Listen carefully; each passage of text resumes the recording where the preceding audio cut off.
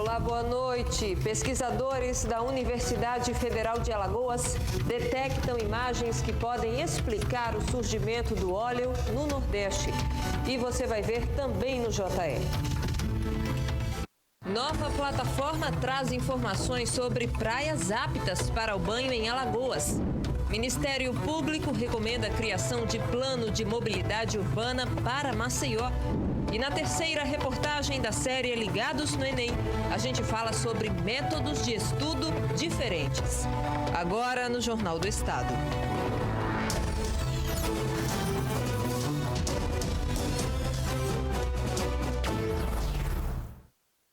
Após 3 semanas de observação, um pesquisador alagoano disse ter encontrado um vazamento de óleo de 55 quilômetros de extensão e 6 quilômetros de largura.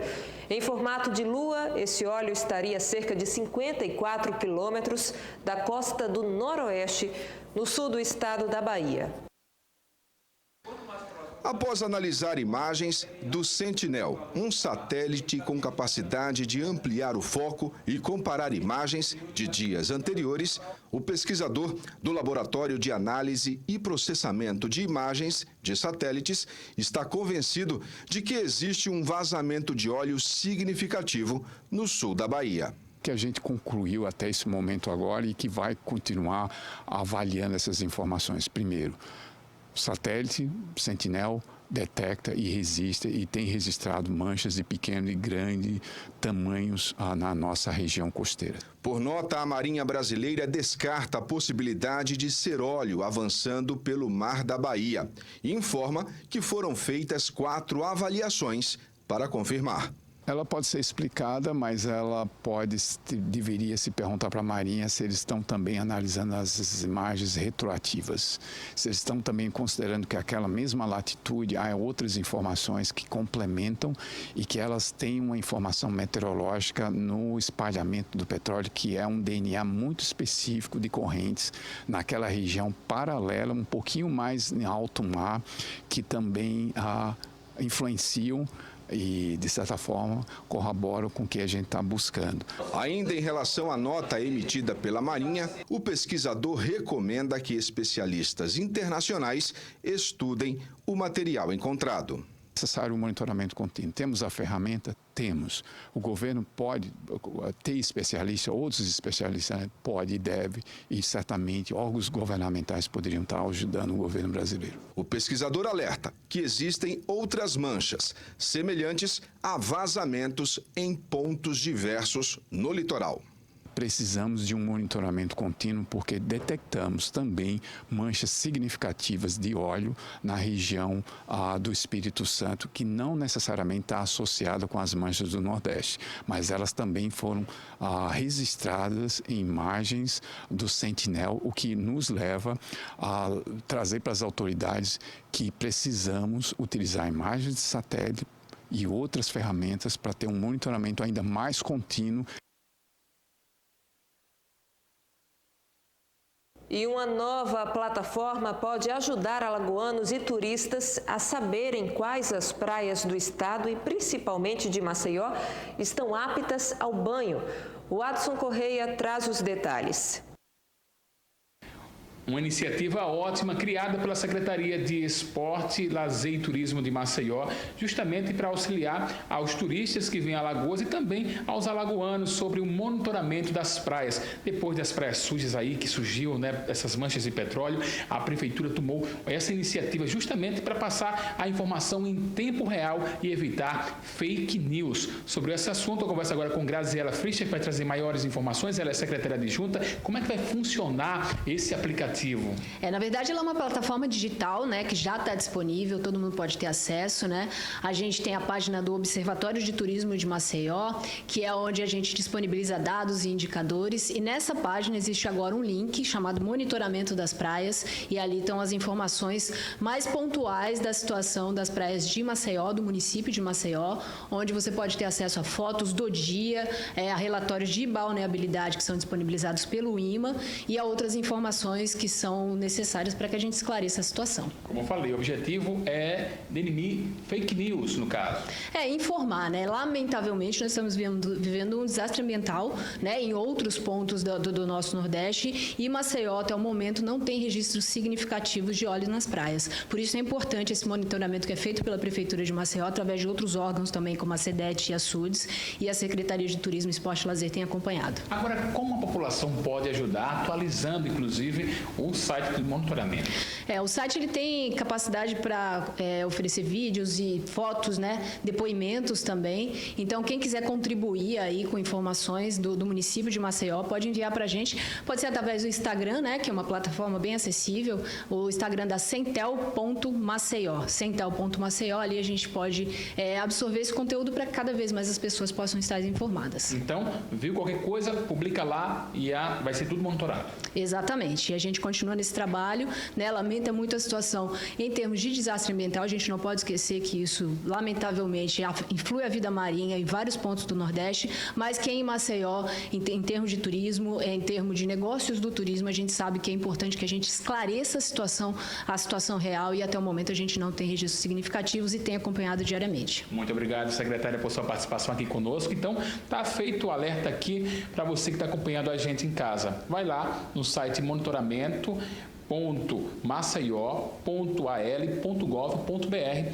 e faz o seu registro e ajuda outras pessoas que vêm a Alagoas justamente a aproveitar esse litoral belíssimo, né? Eu volto para o estúdio.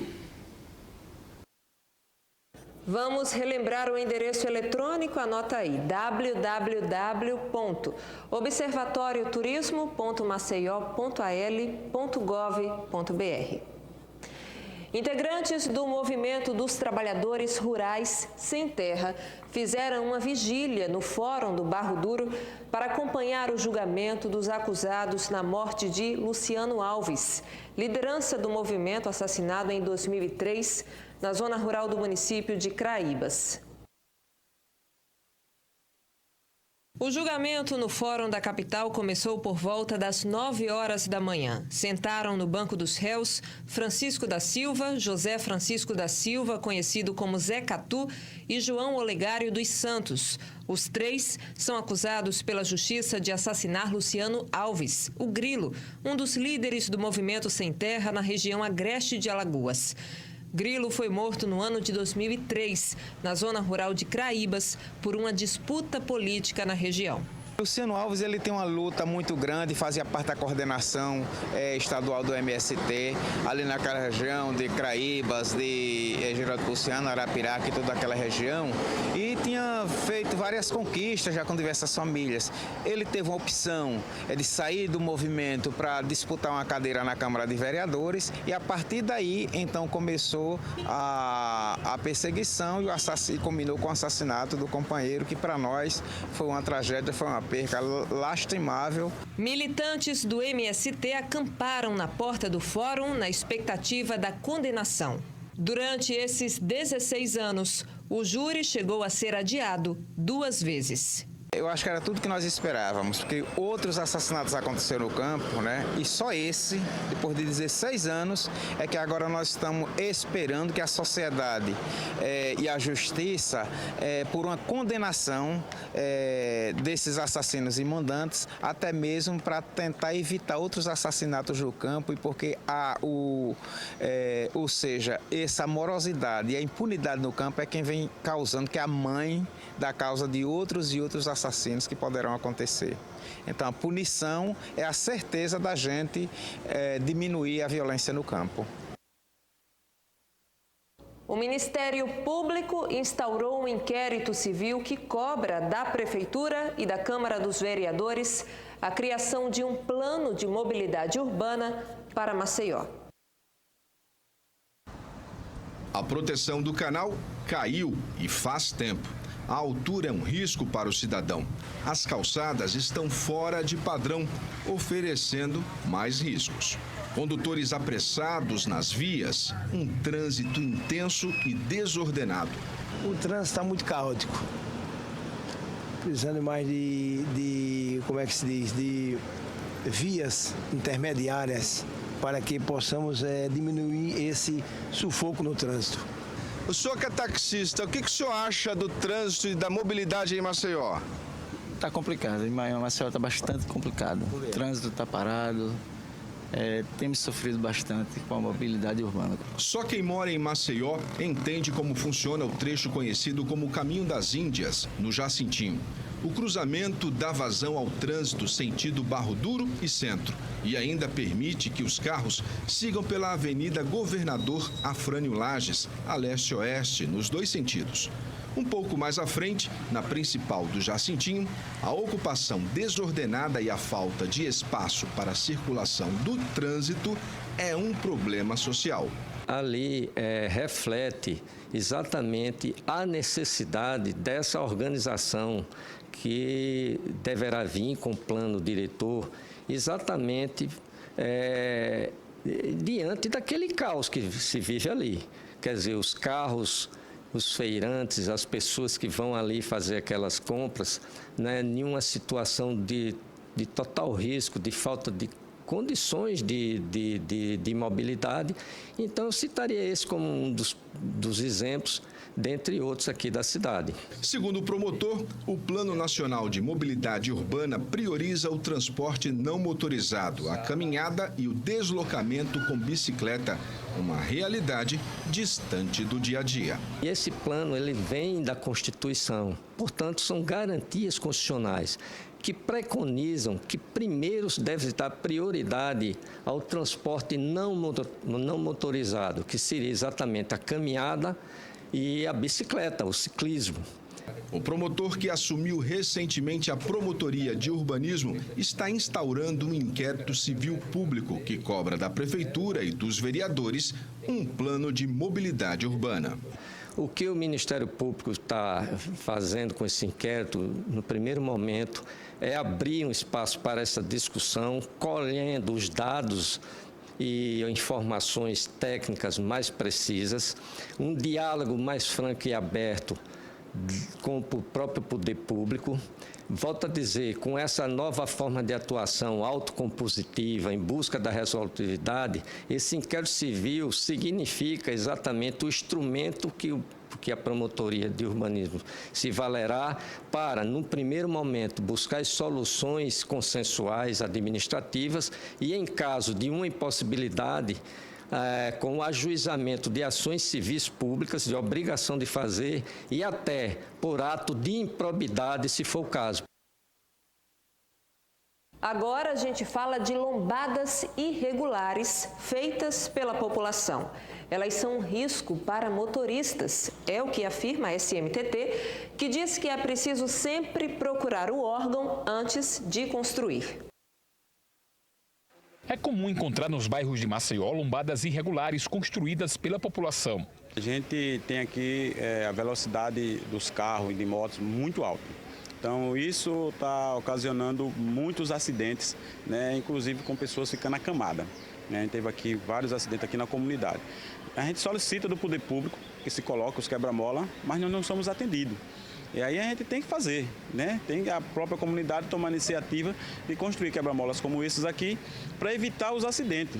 Nas Piabas, no Jacintinho, são várias lombadas. Elas não têm sinalização e algumas impedem até a passagem do esgoto.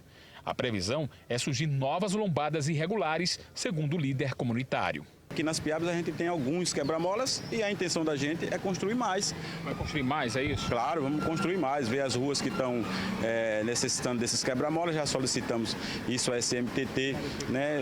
A SMTT fez a visita aqui à comunidade, porque aqui é corredor de transporte, né? E eles fizeram a visita, andaram e mesmo assim não colocaram os quebra-molas, não tem as placas de sinalizações, mesmo tendo o pessoal não respeita. Então a necessidade dos quebra-molas, a população toma iniciativa.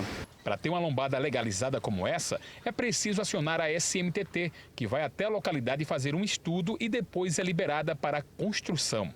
A gente sempre solicita que quando a população ela realmente tiver uma demanda, uma denúncia ou verem a necessidade dessa implantação, elas entrem em contato com a SMTT através da abertura de processo, certo? Porque assim a gente vai ver a real necessidade daquele bairro. Então, quando a gente recebe esse processo, a equipe técnica vai a campo, analisa realmente se há viabilidade dessa implantação. Voltamos, fazemos o projeto e após a confecção do projeto mandamos executar a vertical. Após a sinalização vertical, que ela deve vir primeiro, nós mandamos executar a lombada física, que é com a Seminfra, a Secretaria Municipal de Infraestrutura. De acordo com a SMTT, existe um grande risco, uma lombada ser construída irregularmente. A lombada ela segue todo um padrão físico, de cor, de dimensão. Então, a partir do momento que a população ela coloca uma lombada irregularmente, sem ter sido feito um estudo técnico, ela acarreta diversos riscos para a própria população, certo? Nós seguimos o padrão do CTB, do código, do CONTRAN, que estabelece as dimensões dessa lombada. Não só isso, como também a gente analisa a geometria da via, se há realmente a necessidade da implantação daquela lombada, porque a lombada, a ondulação transversal, ela só é implantada em última instância, quando nenhum outro mecanismo de engenharia de tráfego foi eficiente. A seguir, a gente fala do jogo desta noite entre CSA e Corinthians. E ainda na série Ligados no Enem, tem dicas de métodos de estudo diferentes. É já já.